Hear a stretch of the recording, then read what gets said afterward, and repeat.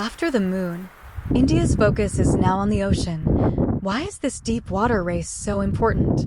India already has two licenses for exploration in the deep waters of the Indian Ocean, but to join the ongoing race among major world powers to extract valuable minerals from the deep sea, India has applied for two more licenses. Application has been made. India had made a new history by setting foot on the moon, but now its focus is on the depths of the ocean instead of the sky. Here the question arises why India is doing this? So the answer is simply that India wants to do all this in search of precious minerals hidden in the depths of the ocean, which it considers the key to a bright future. India already has two licenses for exploration in the deep waters of the Indian Ocean, but to join the ongoing race among major world powers to extract valuable minerals from the deep sea, India has applied for two more licenses. Application has been made. Many other countries, including China, Russia, and India, are trying to reach and work on large deposits of important and valuable minerals such as cobalt, nickel, copper, manganese, mineral resources thousands of meters below the surface of the oceans. They are used to support the production of alternative sources of energy or renewable energy, including solar and wind energy.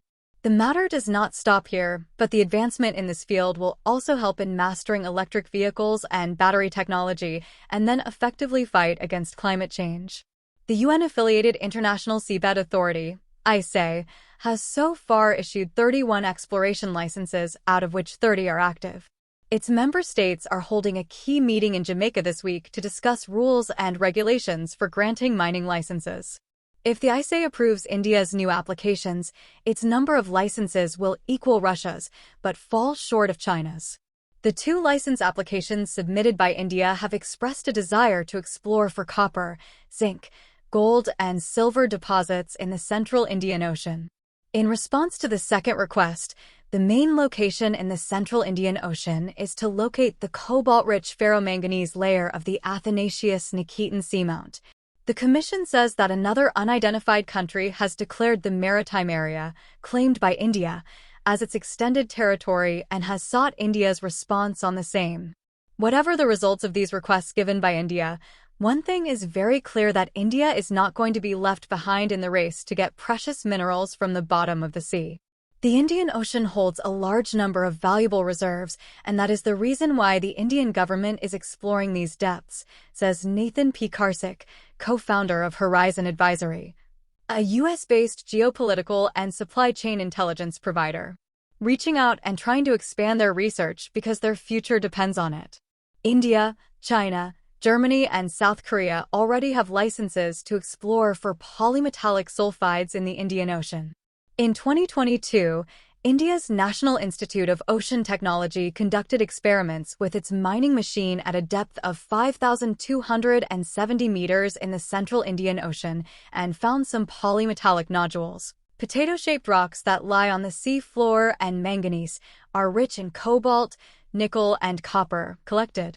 India's Ministry of Earth Sciences has yet to respond to BBC queries about the country's deep-sea mining plans. Maybe India is trying to show that it is a new emerging power in its own right, says Pradeep Singh, who works on ocean governance at the Research Institute for Sustainability in Potsdam, Germany, and also wants to give the impression that when it comes to the deep sea, they are not behind the Chinese. The United States is not part of the international waters mining race because it has not ratified the UN Convention on the Law of the Sea, the treaty that led to the creation of the ISA. Instead, it aims to obtain minerals from its near seas. Proponents of deep-sea research and exploration say that mining on land has almost reached its peak, resulting in low-quality production, and that many mineral source areas are affected by conflict or environmental problems. They are suffering. But environmental campaigners say the deep-sea floor is the planet's last unexplored frontier, and mining there could cause irreparable damage, no matter how much it is needed. About 24 countries, including the UK, Germany, Brazil, and Canada, are also calling for a halt or temporary ban on deep-sea mining, which they say is a threat to information about deep-sea ecosystems. There is a shortage. The World Bank predicts that mining of key minerals will need to increase fivefold by 2050 to meet the demand for environmentally friendly energy and this technology. India plans to increase its renewable energy capacity to 500 gigawatts by 2030 and achieve a target of 50% of its energy needs by then. Experts say that in order to achieve these goals, India will need to obtain important minerals from all possible sources, including the deep sea. Currently, few countries dominate the production of important minerals on Earth. Australia is a major producer of lithium, while Chile is the largest supplier of copper.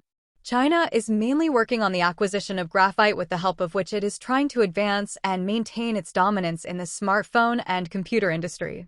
But there are geopolitical concerns about China's dominance in processing these minerals before they enter the supply chain.